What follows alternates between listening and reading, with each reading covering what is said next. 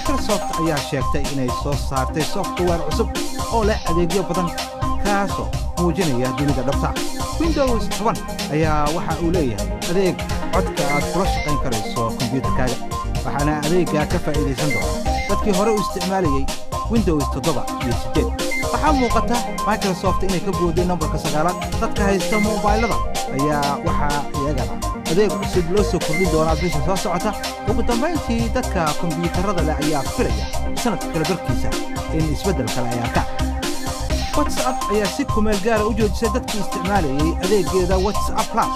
shirkaddan oo ay leedahay Facebook ayaa 24 saac oo xanibaad ku soo rogtay dadka iska leh xisaabaadka isticmaaleen adeeg aan ruqsad loo haysan. bartan fariimo diridda caanka ku ah ayaa sheegaysa in barnaamijyo rasmi ahaan ay dhaliyeen in macluumaad si qarsoodiya ay qayb saddexaad ku siiyaan, kaana ay keentay in adeegga laga mamnuuco ciddii xadgudubka geysatay. dhanka kale WhatsApp ayaa ku dhawaaqday in adeegyadeeda laga heli doono Google Chrome.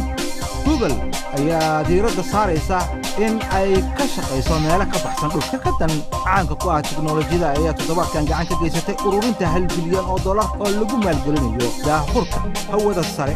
heshiiskan ayaa waxaa loo arkaa Google inay ku dhaqaaqayso inay isku daydo inay adeeggeeda internetka ku baahiso qaybo ka baxsan caalamkan iyadoo isticmaalaysa satellite.